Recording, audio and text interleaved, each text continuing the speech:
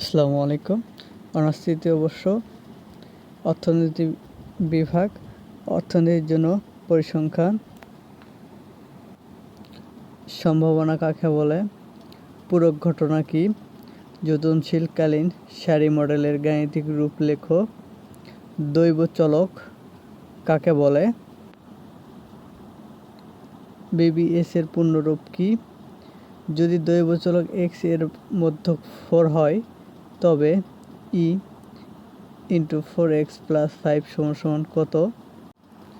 n = 20 এবং p = 0.6 হলে দ্বিপদী বিন্যাসের ভেদাঙ্ক কত? f বিন্যাস কি?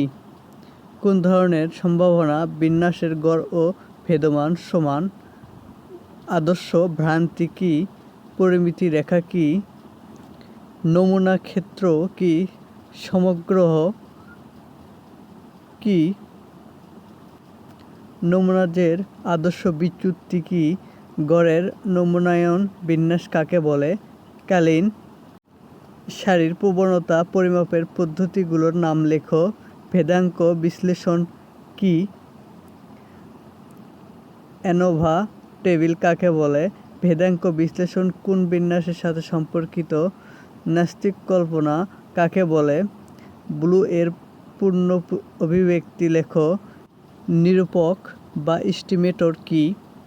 বিন্দু নিরূপিত মান বা পয়েন্ট এস্টিমেট কি? আস্থার সীমা বলতে কি বোঝো? প্রথম প্রকারের ভ্রান্তি কি? খ বিভাগ ও গ বিভাগ সংক্ষিপ্ত ও রচনামূলক প্রশ্ন। অবরোহী এবং আরোহী সম্ভাবনার মধ্যে পার্থক্য লেখো। সত্তাধীন সম্ভাবনা কি? গাণিতিক গড় ও গাণিতিক প্রত্যাশার মধ্যে পার্থক্য লেখো। দ্বিপদ বিন্যাস ও পৈশ্য বিন্যাসের মধ্যে পার্থক্য লেখো। নমুনা কাকে বলে? একটি আদর্শ নমুনার বৈশিষ্ট্যগুলো লেখো। শুমারি জরিপ ও নমুনা জরিপের মধ্যকার পার্থক্য নির্দেশ করো। পরামিতি ও নমুনা জমানের মধ্যে পার্থক্য নির্দেশ করো। পরামিতি ও নমুনা জমানের মধ্যে পার্থক্য লেখো। পূর্ণ স্থাপন নমুনায়ন ও অপূর্ণ স্থাপন নমুনায়নের মধ্যে পার্থক্য লেখো। বহুধা নির্ধারণ বলতে কি বোঝায়? যথার্থতার মাত্রা বলতে কি বোঝায়? অথবা গুরুত্বের স্তর কাকে বলে? প্রথম প্রকারের ভুল ও দ্বিতীয় প্রকারের ভুলের মধ্যকার পার্থক্য দেখাও।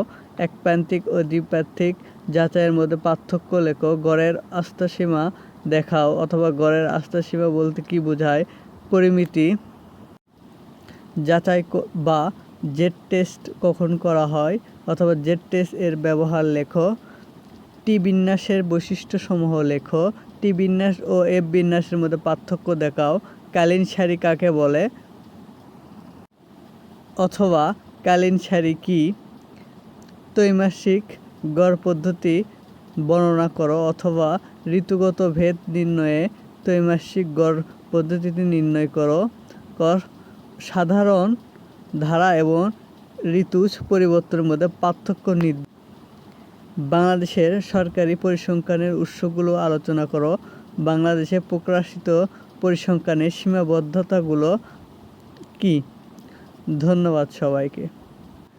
সাবস্ক্রাইব করে লাইক কমেন্ট করে পাশে থাকবেন। আসসালামু আলাইকুম।